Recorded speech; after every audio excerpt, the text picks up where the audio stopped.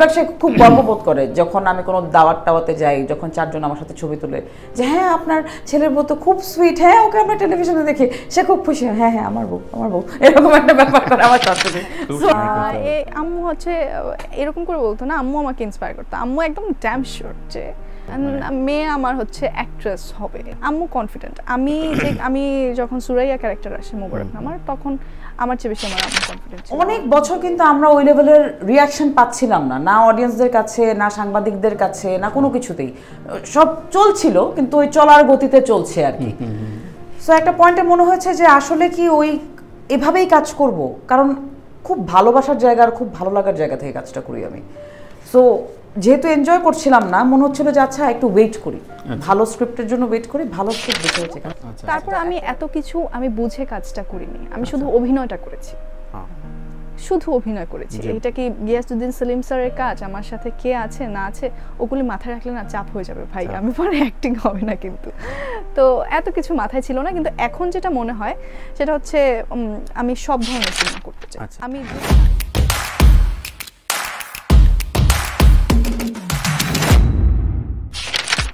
হ্যাঁ, I think you use the perfect word, যে রিহ্যাবে যাওয়ার মতো একটা ব্যাপার।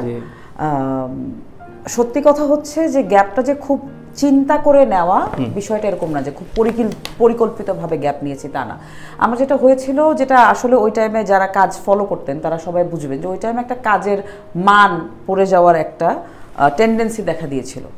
সো ওই সময় কাজ এনজয় করছিলাম না, যে সিন নামছে দিনে, এত সিন নামছে, সিরিয়াল হচ্ছে, বডি এতটুকু, কমার্শিয়াল এতটুকু যাচ্ছে, মানুষজন আগের মতো নাটক দেখছে না। আগে মানুষজন নাটক দেখে কোথাও গেলেই মানুষজন বলতো আপু ওই নাটকটা দেখেছি। ইভেন আমাদের নাটক না হয়েও অন্য কারো নাটক হলেও বলতো যে আপু ওই কাজটা দেখেছেন আপনি, ওটা ভালো লেগেছে। অনেক বছর কিন্তু আমরা ওই লেভেলের রিয়াকশন পাচ্ছিলাম না অডিয়েন্সদের কাছে, না সাংবাদিকদের কাছে, না কোনো কিছুতেই। সব চলছিল কিন্তু ওই চলার গতিতে চলছে আর কি। সো একটা পয়েন্টে মনে হয়েছে যে আসলে কি ওই এভাবেই কাজ করব, কারণ খুব ভালোবাসার জায়গা আর খুব ভালো লাগার জায়গা থেকে কাজটা করি আমি। সো যেহেতু এনজয় করছিলাম না, মনে হচ্ছিল যে আচ্ছা একটু ওয়েট করি, ভালো স্ক্রিপ্টের জন্য ওয়েট করি, ভালো স্ক্রিপ্ট বেছে বেছে ছবি করতে চাই, সব ধরনের। এখানে গিয়াসউদ্দিন সেলিম স্যার ছিল আমার একটা লাকি চার্ম। আমি তো ভাবিনি যে আমার সিনেমা আমি করব, তখন আমি নাটক করছি। আমি ভাবিনি নাটক বন্ধ করে দিয়ে আমি হচ্ছে সিনেমা করব। যখন আমি জানলাম যে উনি একটা অডিশন নিচ্ছেন, আমি অডিশনে গেলাম, আমাকে সিলেক্ট করলো। তারপর আমি এত কিছু আমি বুঝে কাজটা করিনি, আমি শুধু অভিনয়টা করেছি, শুধু অভিনয় করেছি। এটা কি গিয়াসউদ্দিন সেলিম স্যারের কাজ? আমার সাথে কে আছে না আছে ওগুলি মাথায় রাখলে না চাপ হয়ে যাবে ভাই, আমি পরে অ্যাক্টিং হবে না কিন্তু। তো এত কিছু মাথায় ছিল না, কিন্তু এখন যেটা মনে হয় সেটা হচ্ছে আমি সব ধরনের সিনেমা করতে চাই। আমি যেহেতু নাচ থেকে এসেছি, অ্যাক্টিং এর ওই বীজটা প্রথম থেকে ছিল, ওই নয় রস আমার মধ্যে ছিল। সেটাকে আমাকে আরেকটু বলেছে আর কি, যে আমাকে অ্যাক্টিং ইন্সপায়ার করেছে প্রথম, সেটা হচ্ছে সালাউদ্দিন লাবলু স্যার। ওনার সোনার পাখি রূপার পাখি সিরিয়ালে আমাকে কাস্ট করেন। ওখান থেকে আমি আসলে অ্যাক্টিংটা শিখেছি আমার মনে হয়। ওনাকে আমি শুটিংয়ে সবসময় বলতাম যে স্যার আমাকে একটু অ্যাক্টিং শেখান, আমি তো শিখতে আসছি। প্রতি মাসে আমি শুটিংয়ে যাচ্ছি আর বলছি যে স্যার আমাকে অ্যাক্টিং শেখান।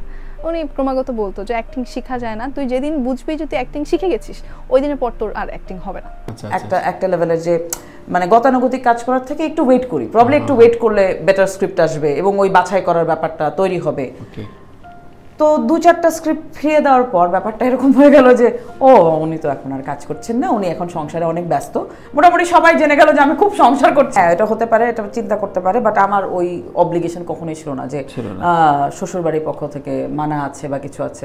আই থিঙ্ক মানে একটা মানুষ তো একটা লেভেলের, মানে যাকে বিয়ে করেছে সে তো জেনেই বিয়ে করেছে আমি কে বা আমি কি প্রফেশনে আছি, আমরা নতুন করে ও প্রফেশনে নেই।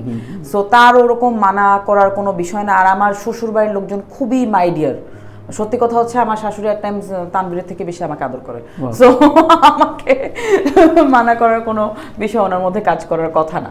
ইনফ্যাক্ট সে খুব গর্ববোধ করে যখন আমি কোনো দাওয়াতে যাই, যখন চারজন আমার সাথে ছবি তুলে যে হ্যাঁ আপনার ছেলের বউ তো খুব সুইট, হ্যাঁ ওকে আমরা টেলিভিশনে দেখি, সে খুব খুশি, হ্যাঁ হ্যাঁ আমার বউ এরকম একটা ব্যাপার করে আমার শাশুড়ি। আম্মু হচ্ছে এরকম করে বলতো না, আম্মু আমাকে ইন্সপায়ার করতো। আম্মু একদম ড্যাম শিওর যে মেয়ে আমার হচ্ছে অ্যাক্ট্রেস হবে। আম্মু কনফিডেন্ট। আমি যখন সুরাইয়া ক্যারেক্টার আসে মোবারক নামার, তখন আমার চেয়ে বেশি আমার আম্মু কনফিডেন্ট ছিল। আমার যখন জুইয়ের বিজ্ঞাপন আসে, যখন পাপ্পুন্ন আসে, আমার চেয়ে বেশি আমার মা প্রথমে কনফিডেন্ট ছিল যে না তুমি পারবা। মানের সংকটে প্রথমে আমি নাটক বন্ধ করেছিলাম করা সিনেমার শ্যুটের কারণে। কি সিনেমায় কাজ করছি, ওইটার একটা গ্যাপ তৈরি হয়েছিল। তারপর বিষয়টা হচ্ছে এমন যে অনেক ভালো একটা জিনিস খাওয়ার পরে তখন আর তেতো জিনিসটা খেতে ইচ্ছা করে না। কিন্তু আমি নাটকের মধ্যে অনেক ভালো নাটক হচ্ছে এবং নাটকের দু একজন ডিরেক্টর আছে যাদেরকে আমি ওই যে বলি না যে অডিশনে ডাকেন, আমি তাদেরকে বলেছি যে আপনাদের নাটক আমার খুব ভালো লাগে, আপনারা যদি মনে করেন আমাকে কোনো চরিত্রে লাগবে আমাকে অডিশনে ডাকবেন। সো ওনারা যদি ডাকে আমি কিন্তু কাজ করব, বা কোনো ভালো প্রজেক্টে যদি, এটা হচ্ছে প্রজেক্ট একদম পুরোটা, এটা নাটক সিনেমা না ওটিটি, এখন আর ওইটা আমার কাছে ম্যাটার করে না। প্রথম দিকে হয়েছিল, মানে কঠিন মনে হয়নি সত্যি কথা যেটা। আমি তো আসলে জানতাম না যে আমি অভিনয়ে আদৌ কতটুকু করতে পারি বা পারি কিনা।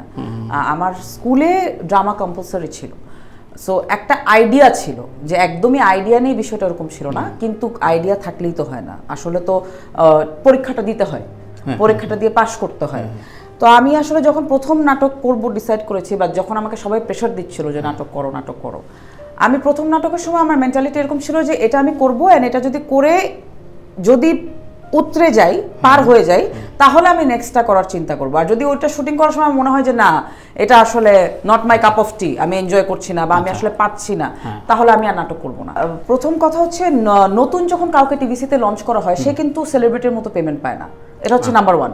আমি যখন নাটক করে আমার একটা ওই গ্রহণযোগ্যতা তৈরি হবে, তখন আমি যে টাকাটা একটা বিজ্ঞাপনে নিব, আমি নিশ্চয়ই প্রথম বিজ্ঞাপন যখন করি সেই টাকাটা আমাকে দেয়া হয়নি, এটা হচ্ছে number one. I was paid well, but ওই লেভেলের না, এটা হচ্ছে নাম্বার ওয়ান। অনেক ভালো, আমার সাথে যাদের এই পর্যন্ত দেখা হয়েছে সবাই প্রশংসা করেছে, সবাই। স্পেশালি একজনের নাম আমি বলতে চাই, সেটা হচ্ছে বিজয়ী বরকতুল্লাহ আপা। ওনার সাথে আমার কিছুদিন আগে দেখা হয়েছে। দেখা হওয়ার পরে আমি ওই প্রোগ্রামটা থেকে চলে আসতে নিয়েছিলাম। উনি আমাকে টান দিয়ে, এই শুন তোমার অ্যাক্টিং, তুমি তো কিভাবে ভালো অ্যাক্টিং করো।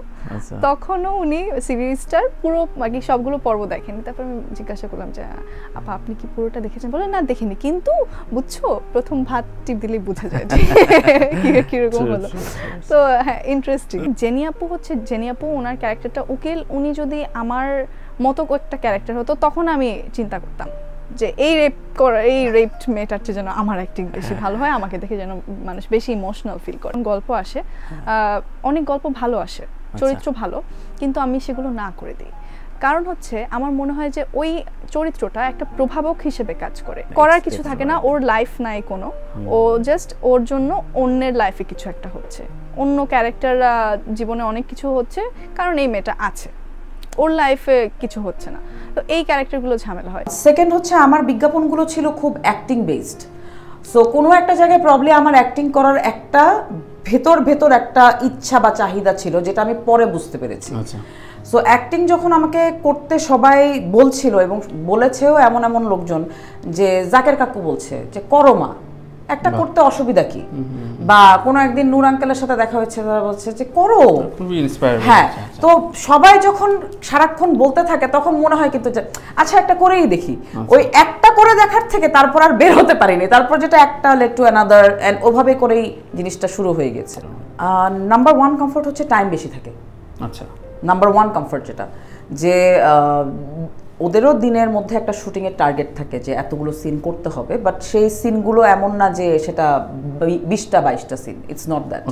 সো যে নাম্বার অফ সিনস ওরা টার্গেট করে, that is very much achievable. So প্রতিটা সিনের পিছনে এক্সট্রা এফার্ট অ্যাক্টিংয়ের ক্ষেত্রে দেওয়া যায়, এটা হচ্ছে এক।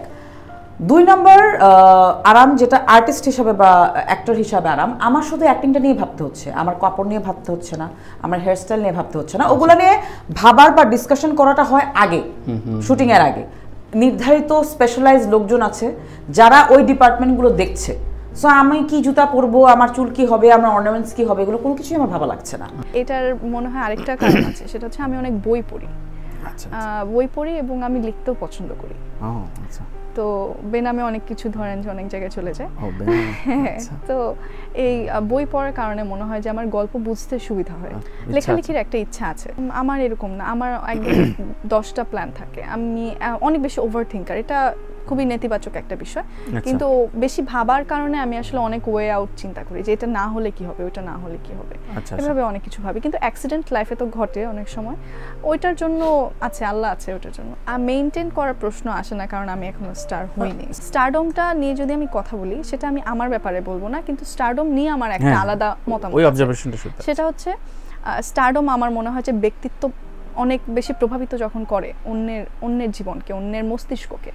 আচ্ছা, একটা দর্শক যে শুনছে রেডিওতে, সে যে কথাটা শুনছে, উনি কিন্তু এটা থেকে যায় ওনার সাবকনশিয়াস মাইন্ডে, ওনার মাথায়, ওনার ব্যক্তিত্বে এটা প্রভাব ফেলে।